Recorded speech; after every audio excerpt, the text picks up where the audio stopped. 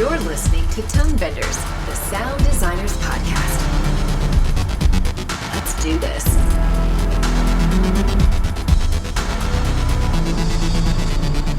Hello and welcome to Tonebenders. My name is Tim, and I will be your host for today. We have a spectacular guest joining us. Let's say hi to Ren Klyce. Ren, how are you today? I'm good. Good morning. Thanks for having me, Tim. No problem. Welcome. Everyone listening is most likely well aware of who Ren is, but for those who are for some reason in the dark, he's worked on the sound of some of my most beloved films. Pixar's Inside Out, Toy Story 4, the recently released Soul, which was amazing. Mr. Klyce is possibly best known for his long and storied collaboration with David Fincher, starting with the all-time classic Seven and continuing through at least 12 films and series right up to their most recent collaboration in Mank. Mank takes place in 1930s at the height of the classic Hollywood studio system and follows our main character on his journey to write the script for Citizen Kane. But before we get to Mank, I have a bit of an origin story question for you, Ren. The start of your IMDb history is fascinating. Your first credit listed in the sound department is for a short film, and then the next one is Seven, for which you were Oscar nominated. That's a pretty great start. All of your credits before that are actually for synth programming, for music for Whitney Houston, Luther Vandross, Mariah Carey, Michael Bolton. Yes. How did you make the jump from, that's pretty high level in the music industry, working with those huge artists, over to working in sound for film? Well, it's interesting. I actually started off in film. I was an art assistant on a film that George Lucas produced called Twice Upon a Time that was directed by John Cordy. And that's actually how I met David Fincher. Some of the first jobs that I did were doing sound either for David Fincher's projects, which we did. He directed a public service announcement for pregnant women urging them not to smoke, which was, you can't believe now, but People had to be told back then. Yeah. People had to be told don't smoke if you're pregnant. So I started off doing that, and then I did some pieces for John Cordy, which were for Sesame Street. So I did actually start my work in film and commercials, and that's actually really how I learned so much, was getting into commercial work. And that is, I feel, a great way to learn about sound and production and workflow, signal flow, deadlines, not to mention, of course, pleasing clients, working with clients, and trying to make people happy in a short amount of time. And oftentimes with commercials, having to approach an idea that's unusual, which is what's fun about doing a commercial. I did one a few years ago that was called Puppy Monkey Baby. And the idea, I know, the client wanted to have these three men watching the Super Bowl, and they're thirsty, and all of a sudden this creature walks in that's 1/3 baby, 1/3 monkey, and 1/3 puppy. And they wanted it to have a voice and a sound. So as weird and as terrifying as that may sound, that was a project that I had to come up with a way to create this soundtrack to this. And similarly with all the other commercials, you get presented with these very strange challenges that are often daunting, but you have to create sound for them in a short amount of time. So all to say that I learned a lot working on commercials, many of which I collaborated with David Fincher. So even though the IMDb page does like a jump, there's a lot of other work that's in there that probably isn't listed that demonstrates that.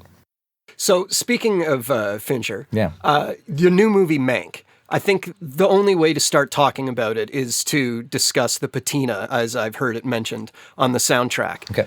I guess maybe even how it even came to be. Before how you did it, where did the germ of the idea come from? Sure. The patina sound for Mank really came from just the idea of the movie itself from David and the screenplay that David's father, Jack Fincher, wrote. And when David Fincher originally wanted to make Mank, he was going to film it on celluloid because back in the late 90s, that was all that was available. Digital hadn't really been invented at that point. So his intention was always to have a film that was shot on celluloid, but also black and white. And he wanted the film to be of the same era. David Fincher's vision focused more acutely on what it was he wanted. He realized that he wanted it to embrace certain types of aesthetics. Obviously, the black and white photography, a certain style of costume design and production design, lighting. He wanted all of those elements, the crafts, to sort of be of that period, and because of how much of a fan that he was of Orson Welles and Citizen Kane. And in fact, he said to me on numerous occasions when we were talking about the sound, he said, I really want this to feel as if it's living on a shelf or in an archive right next to Citizen Kane itself. Like it happened to be made during the same time period, or it was created of that time period. And so with that idea, came, of course, well, how do we do that? And what is that, more importantly? What is that sound? And from there, we slowly developed our concept of what the patina was. And in fact, we didn't even call it, we came up with the name patina sort of mid-journey as we were experimenting. And David smartly wanted to hear what it was going to sound like before we finished the mix. He wanted to hear it even before we started mixing, which you could imagine is a very reasonable request. One of the first things that he's mentioned was that he wanted to feel mono, and he wanted it to feel old. He wanted the fidelity to sound somewhat limited in the similar way that all those films like Citizen Kane sounded. Interestingly enough, however, when you listen and see Citizen Kane, it is beautifully photographed, and the mix is great. Bernard Herrmann's music is phenomenal. That sort of created another level of thought process, which was, we don't want this to sound bad or terrible. We want it to sound as good as we can make it, but then process that as good as we can make it sound through what would have been the best tools available of the time period. And that was a very interesting sort of realization, because your first instinct is to, let's just take all the lows out, take all the highs out, and make it sound lousy, and boom, we're done. And then our first thoughts were like, this will be easy. Making something sound good is difficult. Making something sound lousy is easy, right? That's because we all start off with lousy sound, right? So, but nothing further could have been from the truth once we started getting into it and unraveling and exploring the world that the soundtrack was asking us to create. An EQ curve was put on it, though, right? Yes. Yeah. And did you put the same EQ curve on dialogue and sound as you did on a music? Different EQ curves. So the process was, we first had to figure out what it was that we were trying to make. And in fact, it goes back to when David Fincher was filming and shooting, and he wanted to have his dailies sound patinaed. Drew Coonan, who has worked with Fincher, and has done many of Fincher's production recordings, along with Michael Primmer, the boom operator. They were on Zodiac, so they know what it's like to work with David and how many multiple microphones David requires on set with the various actors. So when I was speaking with Drew, it was very clear to us that we needed to record this as best quality as possible and not burn in or bake in a sound that we couldn't have further undoing or more fidelity or more bits, more resolution. So, but David was like, well, isn't there a way that we can at least create the guide track with this sound? And we discussed it. We thought, okay, well, let's always, when a filmmaker is asking for something, it's because it's very important to the filmmaker.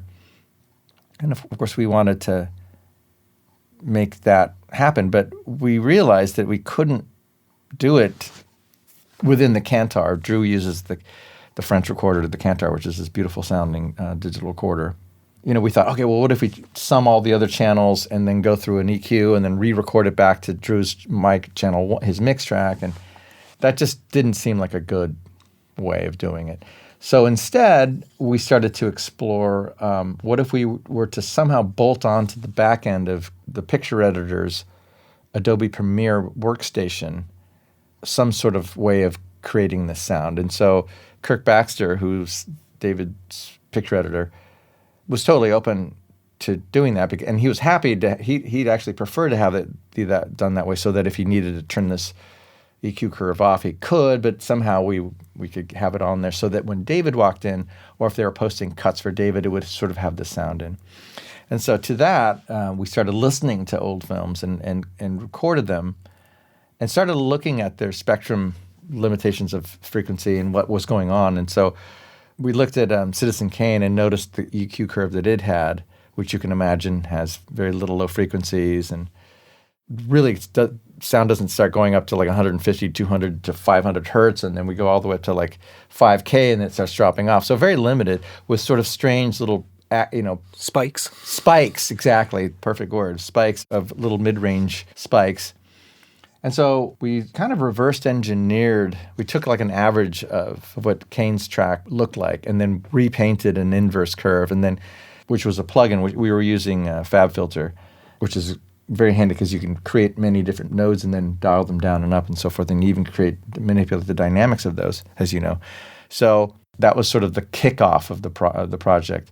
Ultimately, however, what ended up happening was it was a little too simplistic of an idea to just simply put an EQ curve on. It was also maybe too much, you know what I mean? It was too, there wasn't enough high frequency, there wasn't enough low. There was something broken about it.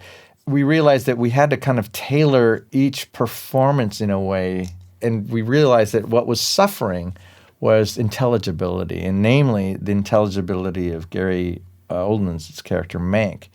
All the other characters that are in the film speak loudly and project, and they're very clear. So even through the filter, you can understand them and make out what they're saying. But when it came to Gary's character, he was mumbling, slurring his words, softly performed, and also quiet through a filter. And it becomes really difficult to understand, as you can imagine. And there was a bit of panic from everybody, because people, Fincher would bring people by the cutting room, and as Kirk was working, and they'd say, "Hey, what do you think of this?" And people go, "I don't understand what they're saying." And so that was a cause for alarm. Yes, it would be, yeah. And so you can imagine, but what was good about that, it made us realize that we couldn't work this way. We had to come up with a different way of working. Mix the film as to the best quality that we could, and completely divorce ourselves from the patina until a later point in time when we knew actually what we had. And then that kind of gave us the freedom to go, okay, let's make the dialogue sounding as good as possible, and make each character read as best as possible. And if we have a technical problem, we'll loop that line.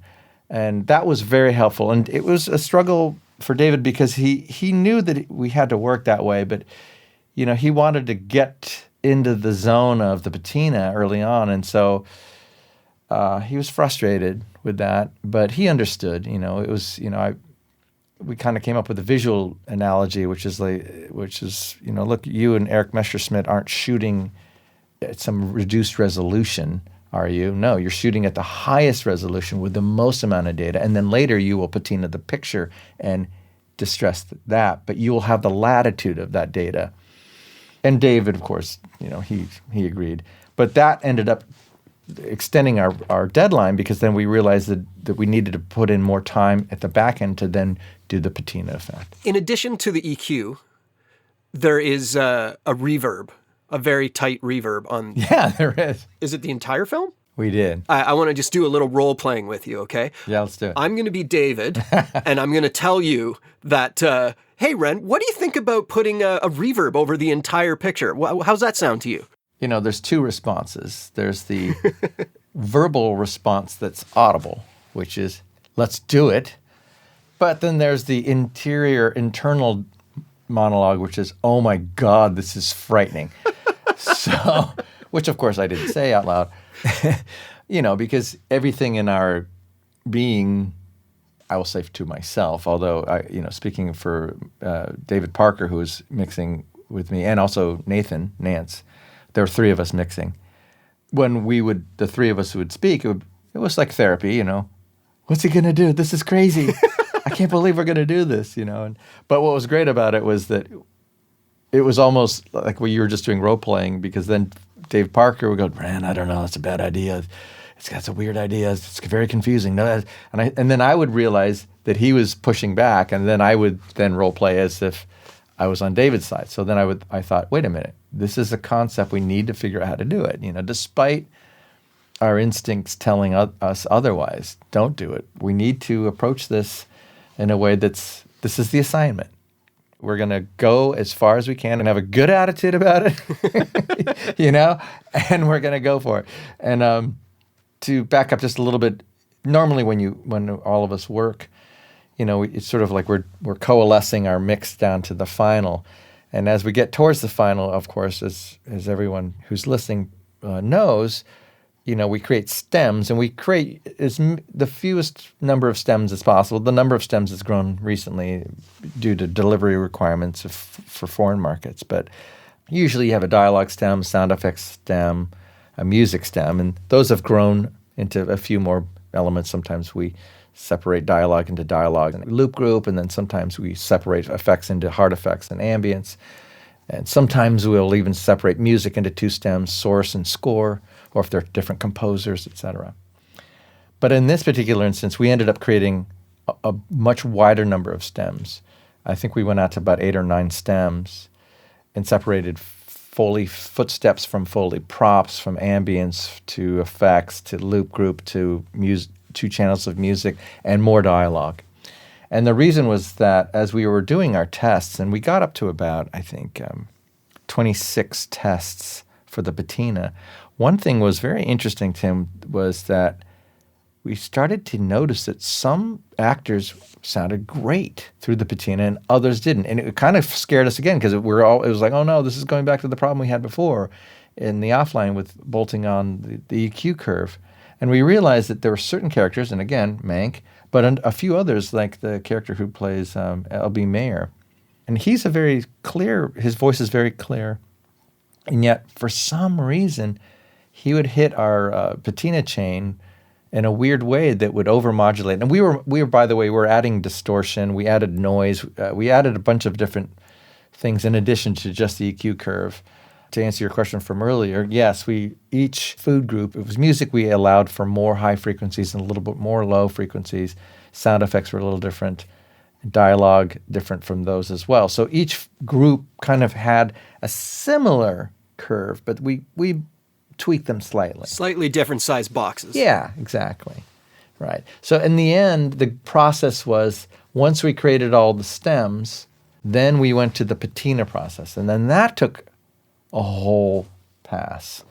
And one of the scary things that I'm sure people who are listening, they can imagine where this is going, is that, when you're working with a filmmaker, they're there to make their film as best as it can be, but they also want to constantly tweak and change and make adjustments, which is what I think makes David Fincher such a strong filmmaker, is that he really cares about character, and he cares about how a voice sounds and their performance. And so we got into pitch shifting words, and for example, Orson Welles' character, there was some concern from Tom Burke's had saw a rough mix and said to David, look, I'm happy with my performance, but maybe can I re-ADR some of it? Would you let me? And David, of course, who's a very, very kind filmmaker, of course, allowed that. And although David was happy with the performance. And what was interesting, though, is that then we sort of said, oh, well, most of the production we'll go with production, David, to say, but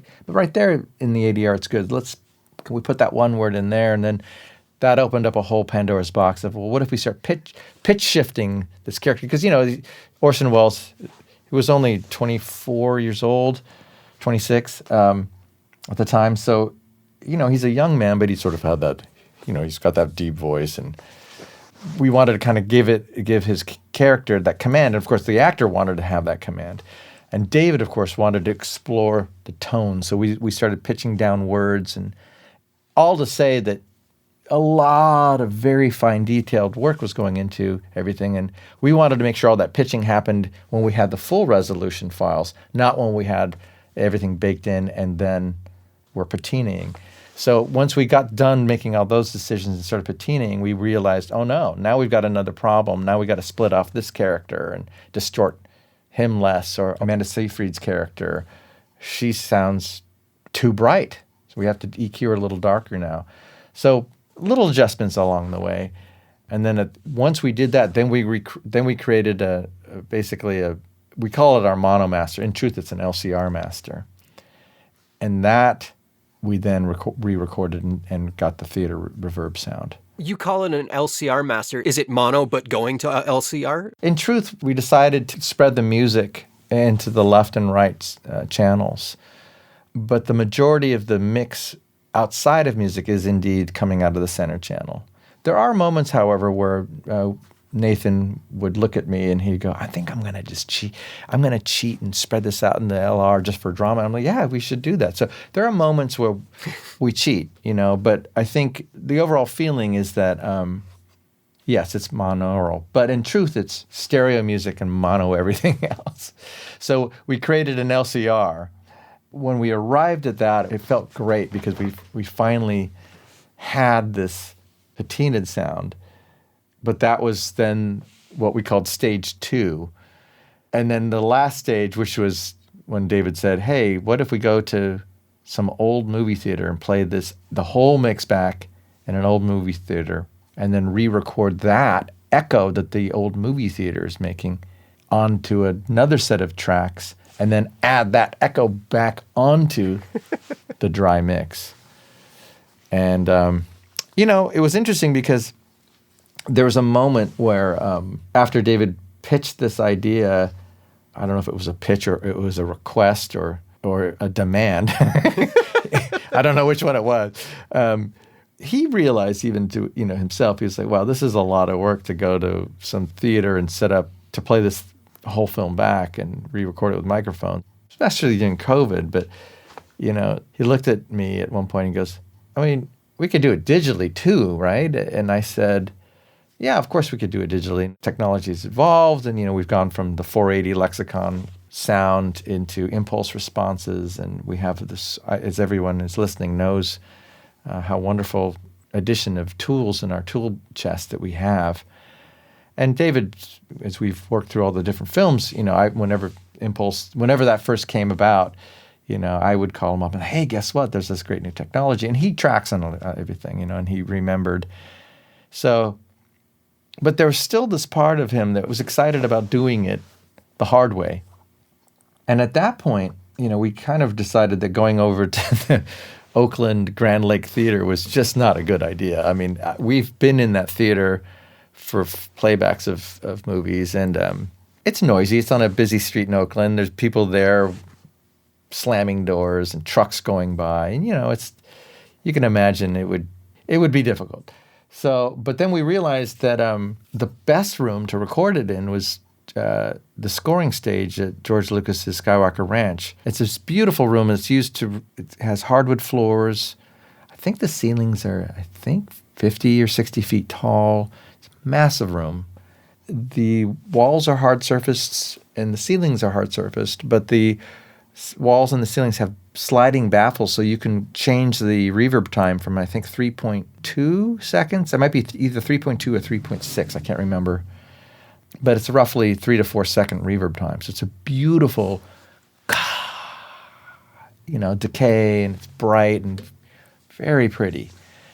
And as luck would have it, there's a massive movie screen on the far wall to project the film, so when the orchestra's there, they can watch it. And behind that screen are speakers. So we thought, oh my God, we're so lucky. Let's just play the movie, our mix, in this room. And so we did. And we set up 6 pairs of microphones. And the first pair was close to the screen, and then we slowly moved the microphone array back to the rear of the theater. We spaced them. Dan Thompson set up all the microphones and did a beautiful job kind of working with Jonathan Stevens, kind of curating which mics that we were going to use. They asked, for a kind of what would you like? And we thought, well, some B&K 4011s, some Royers, let's, ribbon mics. Let's get the Neumann U47s. Let's get the Coles. So we had, various mics, and then they sort of took it upon themselves and exercised their creativity to space them out in a way that was very beautifully done. And then And there was this great moment where we went into the scoring stage and we played it in the scoring stage. And you hear the film in this room echoing. You're like, oh my goodness, this feels like we're in an old, now it's out of control. And it really really reminded all of us of that feeling of, when you go to Mann's Chinese Theater or an old theater. I don't know if you've had that experience where you just can't believe how echoey this place is, but there's nothing you can do about it. And you just go, well, this is what it is, It was wonderful to finally get to that place. And we sat in the actual room for, 10 minutes. And after that, we were like, okay, let's go into the control room where we could really start blending. And in the end, we came up with a blend of different mics. And the Easter egg part of this is that if you stream the 5.1 mix of Mank, this reverb that's from the scoring stage is discreetly in the rear surround. So it's a fun little Easter egg fact. So if you want to hear just the reverb, mute the LCR, or if you want to hear the film without any of the scoring stage reverb, mute the surrounds and you can hear it without it. So it's, for the sound geeks who are listening, they can... Well, that's everyone who's listening, so... Okay, good. That's all of us. Pops, this is Herman Mankiewicz, but we're to call him Mank. Mankiewicz.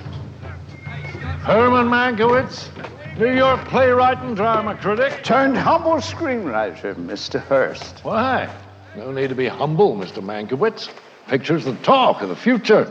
They're going to need people who honor words, give them voice. There's a golden age coming when all the world will be a stage. And you, perhaps, there's Shakespeare. Oh, I wouldn't have thought you'd be that keenly interested in the honoring of words. What's so funny? I'm just surprised that a vaunted muckraker like yourself sees Hollywood's future as such a shiny penny. Back to one. So did you play back the full mix, or did you play it back in all the stems individually? Very good question. We talked about playing the stems back individually, but we didn't want to have to be in a situation where David wanted to make changes. So every single step of the way, what I wanted to make sure is that, okay, this is now the patina mix. And we played that back. Do you want to change anything? We play back, adjust this. Okay, adjust that, adjust this, adjust that. And then we bake that down. And then once we were there, then we joined all the reels into a long play, head pop and a tail pop. And we tested, we made sure that we liked the sound of the reverb. And then we played the whole film in that room. And we just sat in the control room just going, wow, this is fantastic, And of course, we were playing the whole time. We're like, auditioning different mics and whatnot. But so then you took those recordings back into your original mixer? Yes. Yeah, and we had all 12 channels, and then we went back into the mix room, then had our dry mix, and then set about auditioning. And then really, based on kind of our initial notes from the scoring stage, then it was just a matter of deciding the blend. And that actually took some time because, when you... As I think everyone's listening knows, when you get into the world of reverb, it can be a confusing place, because you hear it, then you stop hearing it. Yeah, it depends how loud the backgrounds are, what else is going on, what the music's happening. Because when all those disappear, suddenly that reverb is just way out in the open. Yes, and so one of the learning aha moments that we had was that once we arrived at the microphones, we realized we couldn't just lay in the same reverb. In other words, we could have just said, okay, here are the microphones, and the rear surrounds are going to be at -22 or what have you, and now we're going to make our print master. But we realized that when we were laying that down, and that there were moments that it didn't work.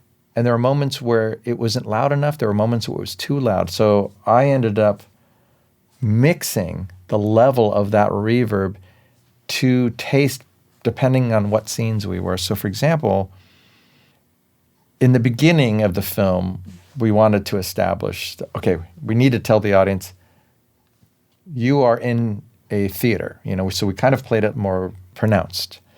But then later, once we establish it, let's now pull it back a little bit. And then in busy sequences, like when Charlie Lederer goes to gets the telegram and he goes to see and meet Mank for the first time, there's this incredible music that Trent and Atticus created, which has a lot of motion and sound, and there's a lot of sound effects happening. So in those moments, we would pull it back. Or when people are talking in the bathroom, way too reverberant already, get rid of it. Or when we're at Hearst Castle, we had done all of this very detailed work in terms of reverb perspective. So if we're close to William Randolph Hearst, it would be less reverberant, but for further away, would add reverb. So if we added this general reverb on, it would destroy all those subtle nuances. So in those scenes, sometimes we would turn it nearly off. So that that was a little crazy moment of realization that we had to do it to taste. It's interesting that you're now an expert on how to do something that I'm not sure is ever going to be done again. It will never be done again, I don't think. You're the world's foremost authority on something that no one's going to do again. How not to do something. Right. You mentioned earlier about having all these stems for international mixes. Did you include any instructions on how to patina for, the Czechoslovakian version of it? I guess Czechoslovakian is the worst example because that country doesn't exist anymore. The Spanish version, the German version. Yes, that's a really good question. I'm really glad that you're asking that question because, oftentimes we never cover the work that needs to go into all the 34 languages that we will dub the film into ultimately. And so, yes, it was a very, very tricky situation because we were mixing the film in a hybrid setup. So it was partly in the box. So Nathan Nance was mixing the sound effects and the ambiences in Pro Tools in the box. I was mixing the music on the DFC console traditionally. Dave Parker was mixing dialogue and Foley traditionally.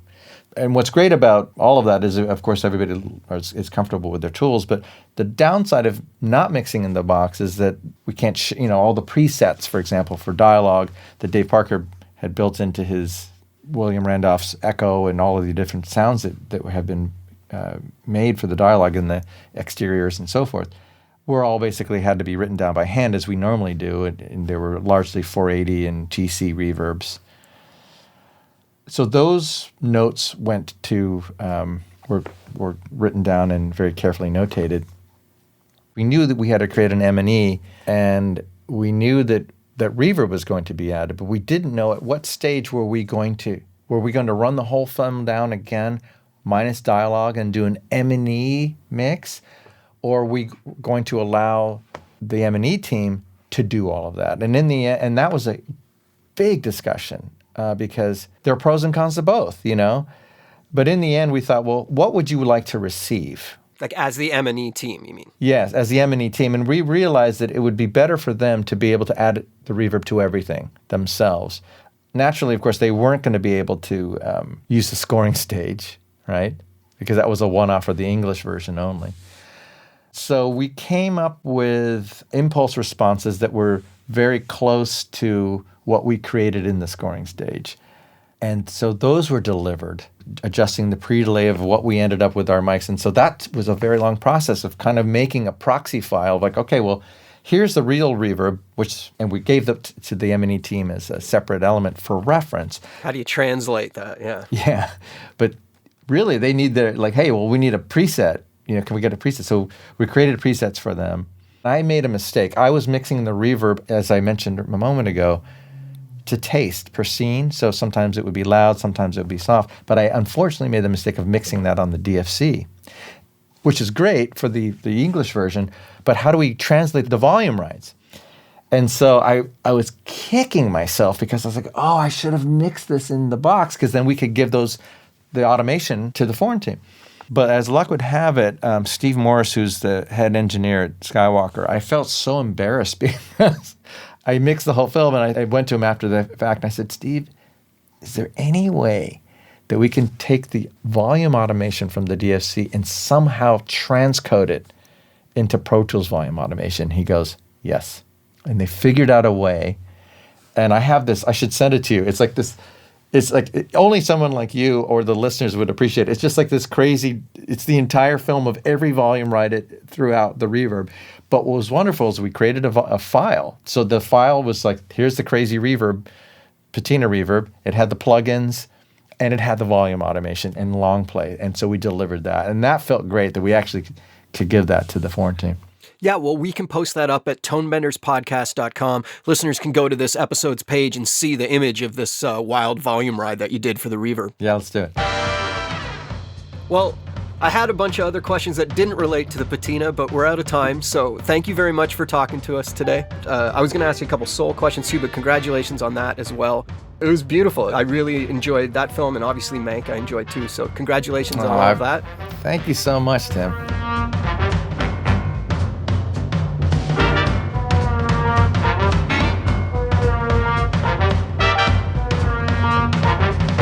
Wow, we really went down a rabbit hole with Ren in that talk. Make sure you head to tonebenderspodcast.com to check out that patina volume ride graph. It's pretty cool looking. We'll definitely have to have Ren back to talk about all his other amazing films over his career in the future. But before I let you go, I have a really great extra feature for you today. You may have noticed recently that we've started running little ads at the end of Tonebenders episodes for other similar podcasts. We have joined in with some other great shows to form the Audio Podcast Alliance. You can go to the audiopodcastalliance.org to see all the other shows involved. Today, instead of running a little ad, we're going to run a 5-minute clip from one of those other podcasts because it's just a truly amazing story. You're about to hear from Steve Sada, a location sound mixer and boom op working out of the Baltimore, Washington, D.C. area. He was a guest on the Location Sound podcast a few years ago in their episode number 33. Steve told a story about working with Joe Biden back when he was America's vice president in the Obama administration. Given that Biden's obviously been in the news a lot lately, I thought it would be an ideal time to run this story. You'll get a laugh and you'll shake your head a bunch when you hear it. It's an amazing story. I'll post a link to the entire episode in the show notes for this episode at tonebenderspodcast.com. So here it is, without further ado, Steve Sada telling a story from the Location Sound podcast. One of the best moments I've ever had on set was really, it took over the course of 2 years. And over the course of 2 years, I worked with Joe Biden 3 different times while he was vice president. You know, the first time was on Parks and Rec season 5. He came to DC and did a couple of days day playing and on season 5. And I was the boom operator on Parks for season 5 in DC. And, you know, I got to know him there, you know, true politician and great guy, and mic'd him up, super nice. And then a couple months later, we're doing this short film for the White House Correspondents' Dinner intro video with Julia Louis-Dreyfus and Joe Biden. So we spent a week with Joe, which was really interesting. But, you know, first day I show up on set, Julia's happy to see me. She didn't know I was going to be there, and I knew her from Veep. So she's like, oh, that's so great. Let me come introduce you to Joe. And she brings me to Joe, and Joe's like, hey, Steve, what's going on? Like, immediately remembered who I was, remembered my story, like just the brief 5 minutes we talked when I was micing him, was talking, and Julie's just like, what the hell? Like, okay, cool. Like, you know Joe, that's really weird. And we had a great week, you know. And the last day of shooting, I will never, ever forget this moment. So the last day of shooting, we're at the Naval Observatory where the vice president lives, and there's a big steel gate that leads to the half-circle driveway of the observatory. And we're shooting our last scene there. It's at night. It's Joe in this bright yellow Corvette convertible driving Julia to the gate, and she jumps the gate, essentially.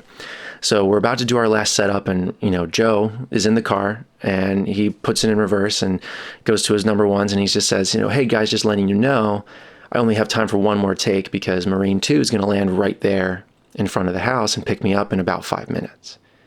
And we're like, okay, you know, we all laugh, like, okay. Lo and behold, you know, 5 minutes later, here comes Marine 2. So Marine 2 comes and lands right on set. And we finish the scene, and Joe gets out of the car, hugs Julia, hugs the director, producers, whatever, and says, all right, thanks, guys. It's loud, you know, the helicopter's right there, the rudders are going, it's windy, and he starts running to the helicopter. So, dumb me, I'm walking back to my mixer, and my mixer's like, did you get the wire? And I immediately panicked. I'm like, oh my God. So without even thinking, I just turned and started sprinting as fast as I could to the Vice President of the United States, while he's got his back to me and trying to get to Marine 2. So I'm running full speed at him, yelling, screaming his name, Joe, wait. And all of his, I look up, his Secret Service guys are all communicating on their walkies like, I can only imagine what they're saying, but they're all like moving towards me, slowly, moving towards me. And we're about to get under the rudder. So I'm like bending down and Joe's bent down already. And I guess Joe caught a glimpse of one of his Secret Service agents that looked panicked or like that were looking a different way. So he turned and looked at me and he immediately associated like, oh man, and he immediately realized that he had his mic on still. So he's like, oh, and he throws his hands up. He's like, oh, I'm so sorry. And so here's me and Joe Biden under the propellers of Marine 2, screaming at each other, trying to talk to each other under the noise and the wind. And I'm trying to pull this mic off of him. And the whole time we're just laughing. And he's just like, man, they almost got you. It's like they were getting ready. I'm like, oh God, I don't know what to do. So I'm pulling the mic off of him. And he shakes my hand and pulls me in for a, one-handed hug. And he's like, thanks so much, man. It's been a great week. Turns around, gets into Marine 2 and waves off everybody. So I'm there like ducking down, waiting for the chopper to take off. It takes off. And I turn around and the entire crew is just dying. All of their jaws are dropped because they're like, you have no idea what we all thought was about to happen. Like, you were sprinting so fast to the vice president. His agents were so ready to kill you in that moment. And I was like, I had no idea. I was just like, oh, okay. And they were just like, oh my God. And came back to the mixer and he's just like, you could have left it on him. Like, it's okay. Like, no, I had to go get it. And everyone was just like, damn, that was the craziest thing I've ever seen. I'll never forget it. The next year, Parks and Rec season 7 came and we did the same thing. We shot at the observatory with Joe. And we got Amy Poehler, Adam Scott, Aubrey Plaza. And he comes down the steps with his wife, Jill.